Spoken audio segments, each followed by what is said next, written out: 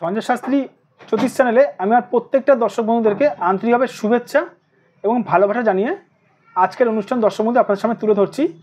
তো আমার জ্যোতিষ সংক্রান্ত নিত্য নতুন ভিডিও দর্শক বন্ধু আপনারা পাওয়ার জন্য অবশ্যই আমার এই চ্যানেলটি সাবস্ক্রাইব অবশ্যই করবেন, প্লাস দর্শক বন্ধু শেয়ার অবশ্যই করবেন। তো আজকে একটি বিশেষ গুরুত্বপূর্ণ বিষয় আমি আলোচনা করব কিসের ওপরে, সেটি হচ্ছে ব্যবসা করে যে সকল মানুষেরা ডুবে যাচ্ছেন, মানে ব্যবসা করছেন কিন্তু ডুবে যাচ্ছেন। চালের ব্যবসা করেছেন ডুবে গেছেন, আপনার কাপড়ের ব্যবসা করেছেন টাকা ডুবে যাচ্ছে, যে কোনো ব্যবসা করছেন ডুবে যাচ্ছেন, সেই সকল মানুষদেরই উদ্দেশ্যে দর্শক বন্ধু আজকে আমার অনুষ্ঠানটি করা।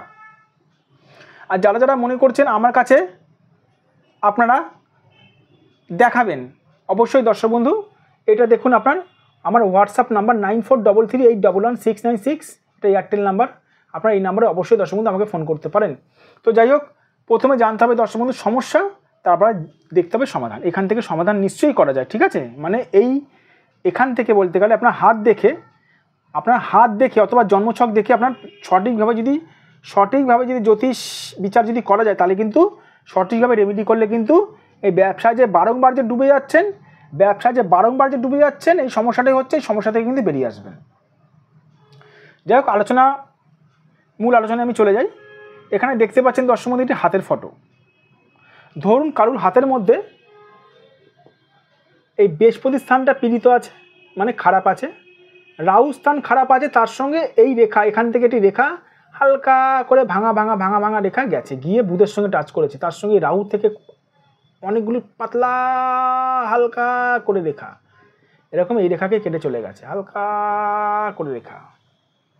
সেই সকল মানুষ লিখে নিন, কাগজ আর পেন থাকলে লিখে নিন, সেই সকল মানুষ টাকার খনিতেও যদি বসে থাকে না ব্যবসা করার জন্য, টাকার খনি নিয়েও যদি নামে, টাকার খনি সে ফাঁকা করে দেবে, মানে সে টাকার খনি ডুবিয়ে দেবে, সে ব্যবসা করতে পারবে না। বারংবার করে ব্যবসা করার চেষ্টা করবে, কিন্তু তার ব্যবসায় কিন্তু বহু টাকা কিন্তু ডুবে যাবে। কেন?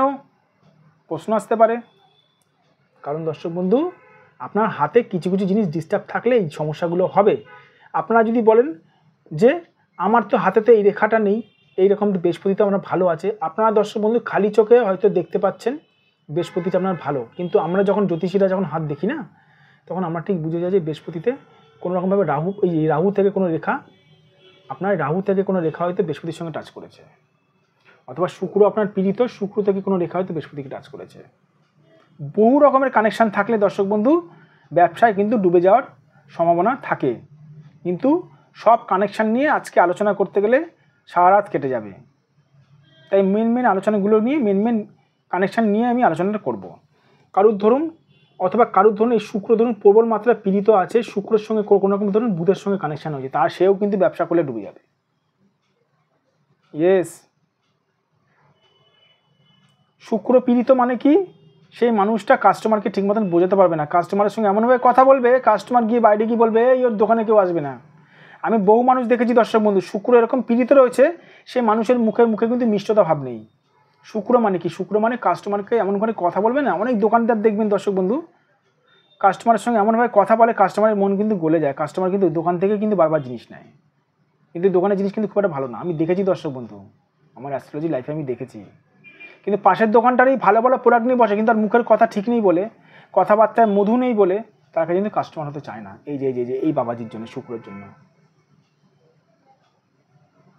বহু কানেকশন আছে দর্শক বন্ধু, ঠিক আছে? মেন কানেকশন নিয়ে আমি আলোচনা করছি। যদি দর্শক বন্ধু আপনার ব্যবসা রেখা যদি ভেঙে যায়, বুধ যদি পীড়িত থাকে, তার সঙ্গে বৃহস্পতি যদি কানেকশন যদি খারাপ, মানে বৃহস্পতির সঙ্গে রাহু যদি কানেকশন হয়, অথবা বৃহস্পতির সঙ্গে শুক্র যদি কানেকশন হয়, তাহলে কিন্তু ব্যবসায় আপনারা যতই করেন ডুবে যাবেন। এবার যদি বলেন স্যার এখান থেকে উদ্ধার কী করে পাবো, এখান থেকে উদ্ধার পেতে গেলে দর্শক বন্ধু সঠিক জ্যোতিষকে নিজেদের হাত দেখাতে হবে। ওই ইউটিউবে ভিডিও দেখে টোটকা টিপস করলে হবে না।